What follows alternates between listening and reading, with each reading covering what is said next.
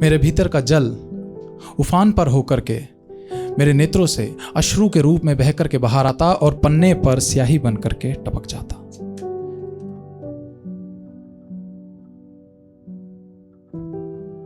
नमस्कार आप सभी को, कैसे हैं आप सब लोग?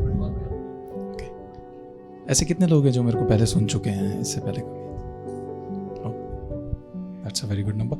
तो जितने लोग मुझे पहले सुन चुके हैं ना, तो वो लोग जानते होंगे कि मैं हमेशा सन्यास की बात करता हूँ। हाँ, ठीक है।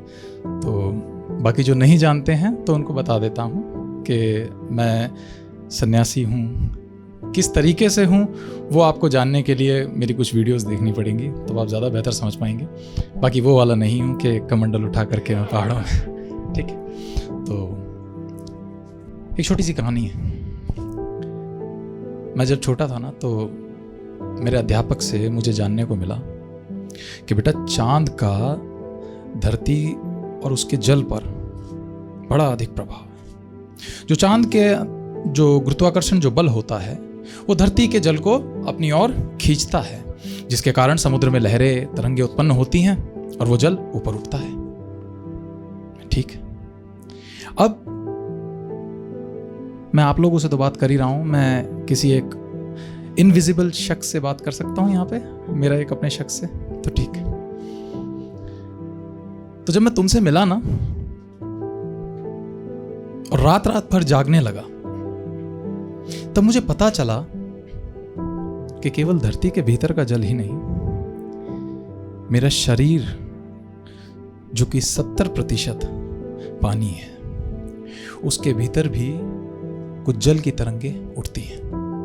आज से पहले पता इसलिए नहीं था क्योंकि कभी रात को जागने का कोई मौका ही नहीं मिला।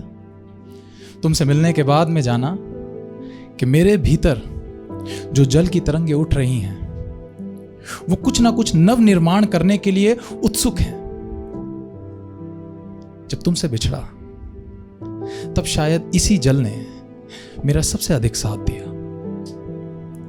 रात को जागते वक्त हर रात चांद निकलता, रात होती, मेरे भीतर का जल उफान पर होकर के मेरे नेत्रों से अश्रु के रूप में बहकर के बाहर आता और पन्ने पर स्याही बन करके टपक जाता।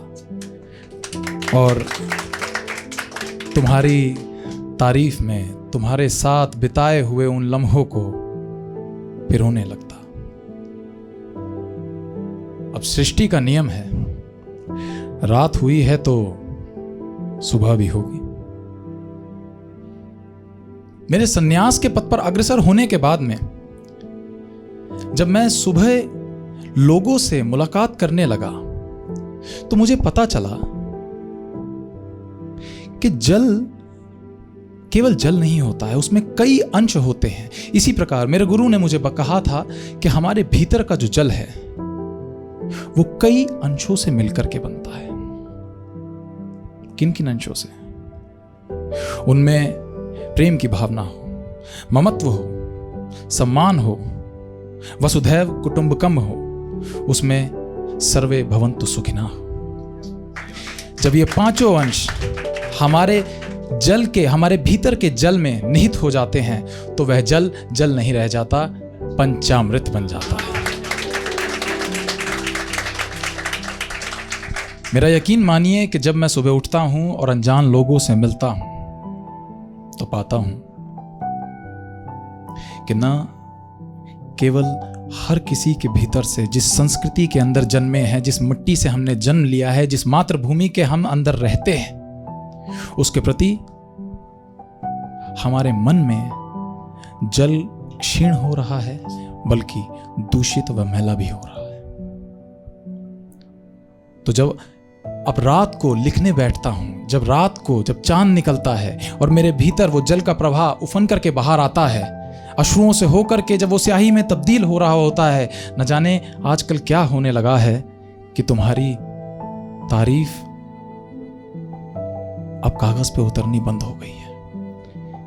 मेरा मन कहता है कि अगर कुदरत ने तुझे ये पंचामृत दिया है, तू अगर इस मार्ग पे अग्रसर हुआ है, तो केवल इस जल को एक व्यक्ति विशेष के ऊपर लगा देना ये कहां का न्याय है। तो तब से मैंने फैसला किया कि अब मेरे भीतर का जो जल है वो सभी के लिए होगा, वो इस संसार के कल्याण के लिए होगा, समाज के हित के लिए होगा। तो अब ऐसा नहीं है कि तुमसे प्यार नहीं होगा, पर हाँ ये सच है कि मेरे इस जल पर अब तुम्हारा अकेले का अधिकार नहीं होगा।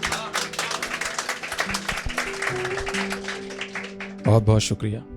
जितने भी लेखक, जितने भी फनकार इस महफिल में मौजूद हैं, मैं उन सभी से हाथ जोड़कर ये विनती करता हूँ कि आपके भीतर भी जो जल निहित है उसे पंचामृत बनाएं और केवल किसी एक शख्स पर ही ना लगाएं। ये संसार के भले के लिए काम में आ सकता है, क्योंकि जल है तो कल है।